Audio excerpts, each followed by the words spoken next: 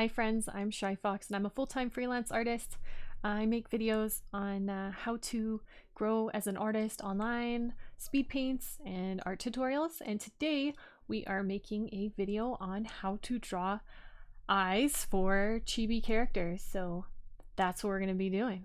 This is an in-depth guide, so it's not going to be short, but it will go into a whole bunch of detail on things, and I'm going to throw a bunch of extra tips in there so that you guys can really learn and understand how I do it, and hopefully you guys can use this and apply it to your work. I'm also a live streamer on Twitch, so you can come by and catch me live streaming, ask me questions there, and see how I do things. We're going to start with drawing the head shape. I feel like that's really important because without being able to draw a head shape to begin with, it can make the eyes that you are working with look kind of wonky. And so we're actually going to talk about like placement for where the eyes go and everything. So let's just start with how to draw the head. This is kind of how I go about it. All right, so we always start with a circle. Almost everything I draw always starts with a circle. All right, circle, easy. So like I said, the eyes are only going to look good if we have them positioned well. So that's why we're starting with head shape. So usually this is what I do. I'll just kind of do a rough circle. I kind of fade out the circle underneath because it just gives me guidelines where to go. There's a couple different ways you can do this though. So even though we've got sort of our circle shape, the cheeks of chibis are usually what kind of defines them. So you can kind of, this is what I do. I tend to make like a, think of it like a C shape, kind of go out. And then depending on how you want to do your chin shape, that can vary, whether you want sort of more of a pointed chin, no chin. I'll show you. So you could draw just kind of like that if you wanted. This is assuming we're doing kind of like a slightly side view, which is a really common angle kind of do chibis from, so you can do that. Give us a nice big head to work with. And you may want to make your cheek more or less subtle. So this is kind of a typical shape for me.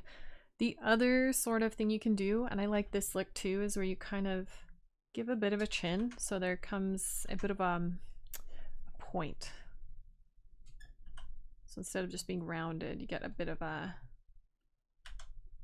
point to the chin. This is a bit exaggerated, but it's just a different look, so you can play around. I'm gonna stick with this design today, this kind of shape, and I'm gonna get rid of my messy original circle. So we're gonna kind of work with this. This tutorial isn't really about the head shape, but we do need a place to sort of put our eyes. There. You can even do this to sort of give yourself an idea of where eye placement should be. The eyes can kind of, where this kind of indents, we can think of the eyes kind of fitting in this spot. So just circle placeholders in this area. That looks a little creepy, but so I'm gonna just kind of fade this away a little bit. One of the biggest mistakes that I see most artists make in their early days is they put the eyes way too high on the face. They'll like draw them like way up here, like way up there, and that's kind of, I mean, that doesn't look horrible, but they're usually better. Chibi eyes need to be brought down, so bring them up, bring them down, try and center them on this like line here. You should have like this giant forehead. You should, because you're going to ultimately want to add hair, right? So give yourself some space, bring this eye down. That's usually one of the first things I notice in artist work, and that's kind of like not quite right. Another one is if your eyes are maybe too small, but you could argue some of this is style, so style choices. This is a lot of what I'm showing you is my preference, so keep that in mind. So the next thing we're gonna do is draw the actual eye shape. So I always start with that top lash line, which is always a thicker line. So I'm gonna do, you know what, I'm gonna use a brush here, a brush pencil type tool to kind of sketch in where I'd like it to be. I always start with this kind of arc here. So an arc, and there's different ways you could shape your eyes. There's like so many different ways. So references are really helpful, but typically what I would do would be something kind of like this and then have it come in. So it's got this like point here, and depending on if you want to add things like eyelashes, you could. That would go sort of on the edge, kind of like that. I think we'll include eyelashes for ours, this one. I think that would look good. You could have varying lashes going different ways, kind of just figure out what looks good. Don't be afraid to try throwing some in and taking them out. Do I like this?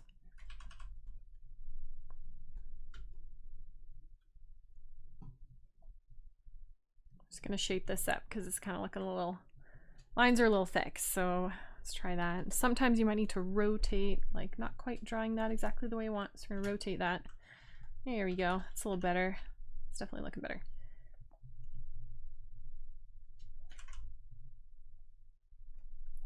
Can even do some bottom lashes if we felt like it. Sometimes I'll add those in. But this is more or less my sketch, so I'm gonna go over it with actual line work. This is just our sketch. What you do at the bottom of the eye can really vary too. You can have like a completely absent, like nothing, and then it just, the whites of the eyes kind of hold the space for the eye shape. Or you could have some anime looks more like just a little line underneath, so you could do more of a look like that. Lately I've been doing this sort of rounded with the occasional eyelash, and with my animal chibis that I've been doing, sometimes I'll just finish off the circle and it's just like this big round thing. It's more my animal. So if you're doing animals, you can experiment with that, but typically with the human ones we kind of leave it more open in this space. You can get a real sense of this feathery inner corner. I see a lot of works where they feather this inside and it looks really nice, so I've been doing that in a lot of mine as well. The other thing I like to draw in is the eye crease. So sometimes I draw them like really thin, small, subtle. Other times I'll draw them a little more prominent, but usually it's the thin look, so you can kind of experiment with that too. I like the little thin look. Sometimes we'll make the brush a little thicker and it's still kind of short, so we could do something like that. I like that. I'm going to sketch the other eye as well. Kind of want to do both. Now, because the face is at an angle, they're not going to be symmetrical. I'm not just going to copy paste this. You can get away with that a little bit for those direct front-on views, but even then, hit and miss with that looking good. So because we're on the side here, this other eye, the one thing we can and will know about it is that it's going to be skinnier. The shape of it is going to be a lot skinnier than this one. This is like really wide. We're going to make sure that this one's not as wide to fit the side of the face there, the far side of the face that we can't see as much of. So I'm going to quickly sketch that in, following the same process as the other. Right, so the next thing we're going to do is draw in the iris. There's a couple ways you can do this, one of which the top of the iris goes up past the lash line, or where it actually doesn't even touch and there's like a white space in between. So this is the more common thing I see, is where that iris kind of touches the top of that lash line. No white space here. The other way creates a little bit of a different look. It's usually a more of a surprised, excited look, where the iris doesn't touch the top. We have to be really mindful where the irises go, because they have to be looking in the same direction. That's something even I, in back in the day, would make a lot of mistakes with. My irises and pupils not going.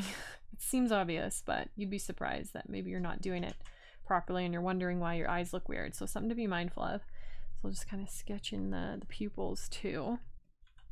And I am going to now play with their positioning and shape. I'm actually gonna squish them down a bit. I kind of like that look. Rotate them a bit.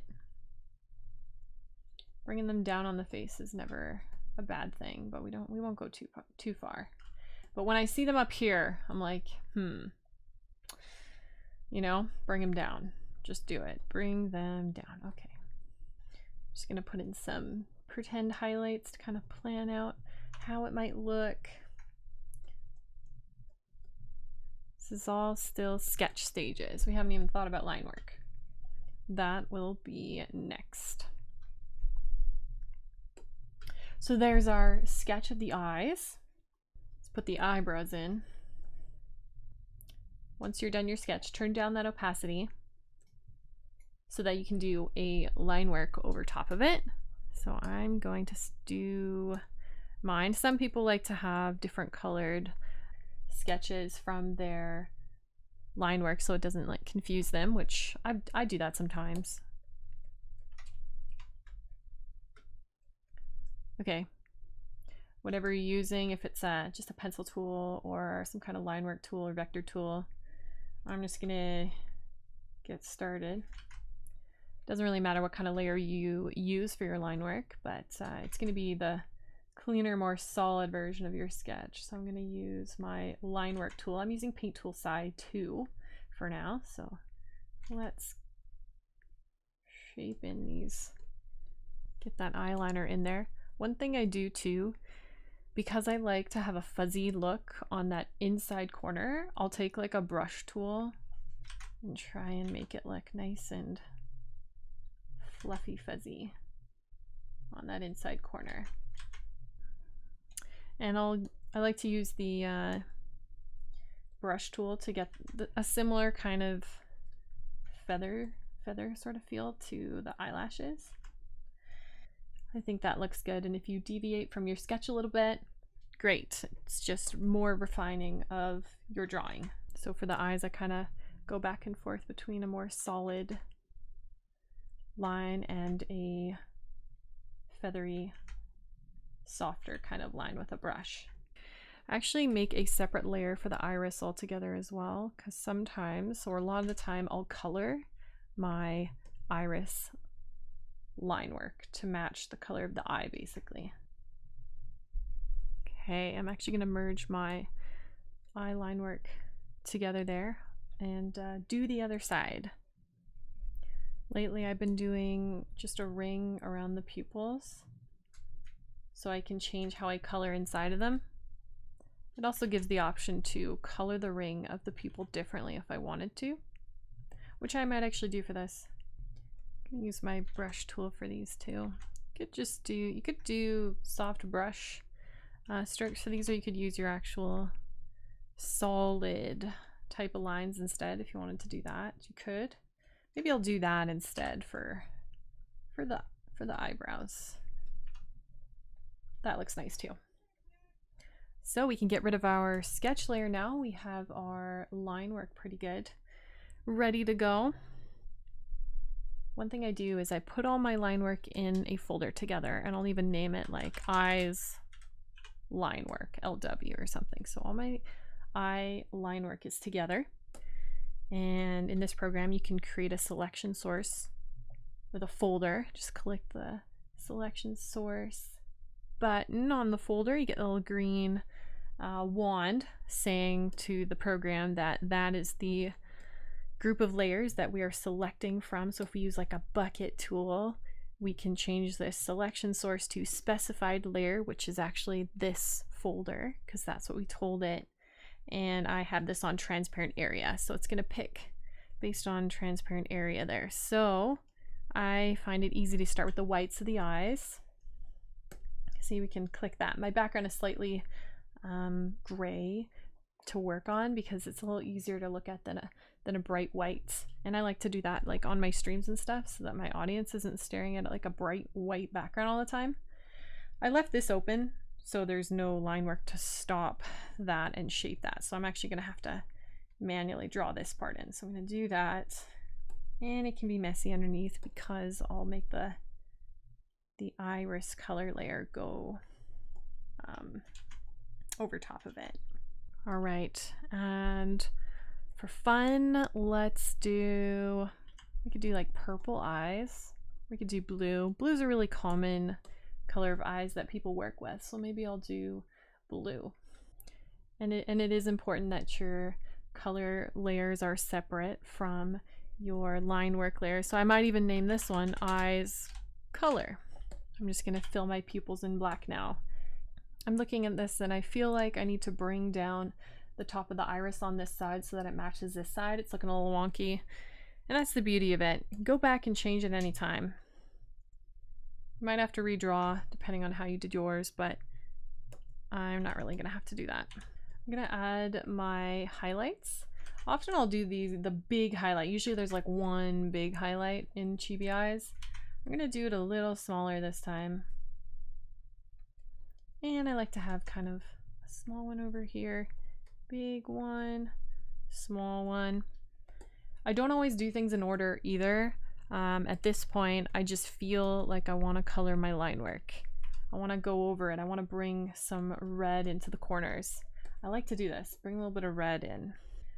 So to color the layers that you have, you might have to click a button like this to lock the opacity of it. Preserve, it says preserve the opacity of each pixel. So we can do that. Or you can do like a clipped layer. So we could clip and do the same sort of thing, get the same ability just on a separate layer.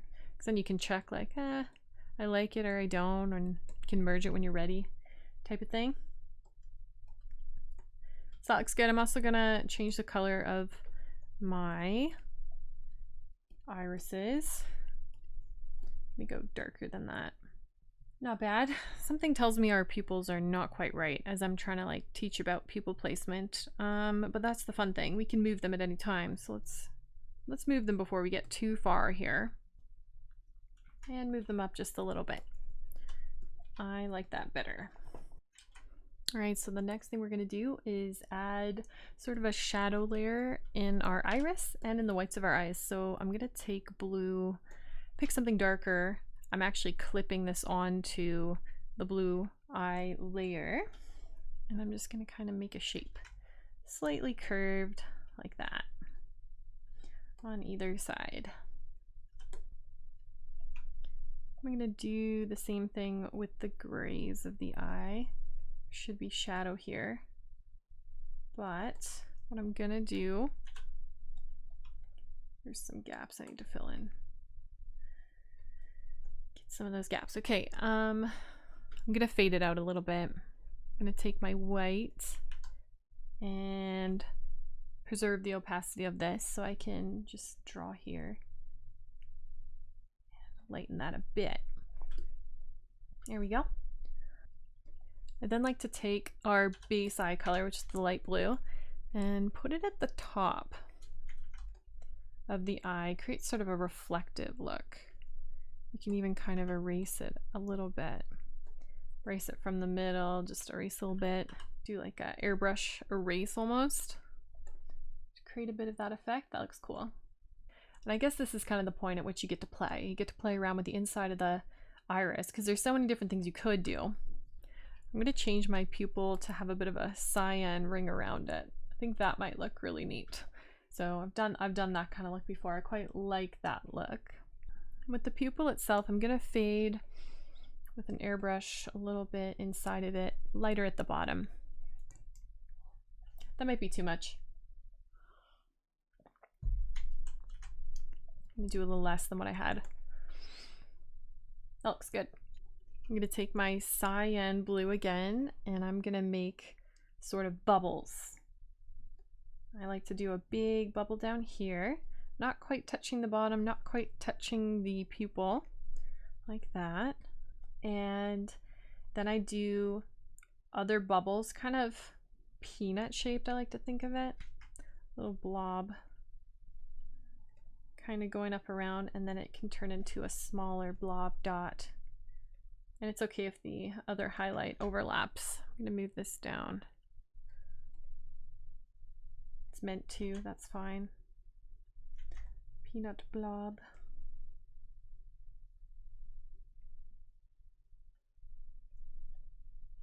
And it's up to you how far you want to go around. You could go all the way around if you wanted. Like that. Looks neat. Why don't we do that? Let's keep that. This is just one look among many. You could literally try something like rings. I've seen that as being a really cool like effect for eyes too. You could do something simple like that. But we're gonna stick with our blobs. I'm kind of big on the whole galaxy look when it comes to eyes, complete starry eyes. So what we can do would be add in a bunch of dots. I usually only do this in a section of it. It's usually more centered. This might seem like overkill, and if it seems like overkill, then maybe your preference is to tone it down and not do this. I usually like to do it sort of there, and then that'll be it. Definitely looks like a lot, so it's up to you. It's kind of a style choice. I'll do big ones and smaller ones if you can see the size difference in them. Kind of like that. Something I also like to do is bring in other colors. So we pretty much just worked with blues. I'm actually gonna go back to our layer that we did the dark blue on. When I'm making art and when I'm drawing, I often keep lots of things on different layers until I'm ready to commit. And because I haven't finished the way I want the eyes to look, I haven't committed. They're on separate layers. So we can find our dark shadow blue color here. I might even bring in a darker kind of purple. So I'm going to pick a darker purple. This might give it a more dramatic kind of galaxy look. There. That looks neat. I'm actually going to use the same purple and throw that on top of our iris line work. Kind of add that purple at the top. For fun, I'm going to try and change just this blob. Make it more of a green. That looks neat. Something you could do that would look cute is if you added like a fun shape in the pupils. I've seen people do this where they put like a little heart in the pupils, something like that. Kind of looks like another highlight. Which it is, I guess, right? There. Kind of like it. Might keep that. Now I'm looking at our line work here, this black, and I'm finding it really harsh. So one thing I can do to soften the harshness of those lashes would be bringing in, I'm gonna use a soft brush, sort of like lines basically. Gives another aspect of shine, and I'm all about shiny eyes when it comes to chibi eyes. That looks cool. You can play with it, add different kind of dots and things. Turn down the opacity if you want a more or less effect for it. I'm going to turn back on the layer that showed our head shape, just so you can get a sense of how that might look, how the head will be placed and positioned with the eyes. So I think that looks pretty dang good. Could definitely work from here to do the rest, but this is an eye tutorial, so I'm not going to do that. I'll show you a couple artworks I did using these, pretty much these exact steps, pretty dang close. I'll show you a couple artworks I did. Here is Cloud. I really enjoyed drawing clouds. You can see how these eyes turned out, pretty much, you know, really similar to this. Not so much the eyelashes and things, but really, really similar. I also did Tifa Chibi, more eyelashes. You can see how I have that gap at the top, more of a surprised, excited look on her face, and similar looking eyes there as well. Here's Sephiroth as well for the series of chibis that I did. You can see the shape of these eyes are a lot more squat, not as long, wide shaped. He's slightly more evil, so I thought it'd be more fitting for him. But same sort of eye style here as well. So this is kind of how it could look all finished, just like these three, using this. We added some like hearts into the pupils and these lines, but other than that, they were pretty much the same. So that is how I've been drawing my chibi eyes lately. Hopefully the steps that I showed for this was helpful for you. Hopefully you can use some of that. If you found this video helpful, please give it a like and subscribe. That would really help me out. If you use this tutorial for anything and you draw something and you want to tag me in it, would love to see what you create, whether that's on Instagram or if you post on Twitter or wherever you posts. I would love if you shared stuff with me and tagged me in that. That'd be really cool. Also, you can check out my other videos, and I'll have more art tutorial videos and other things for you that may be useful. But on that note, keep arting, you guys. Thank you for watching, and we'll see you next time.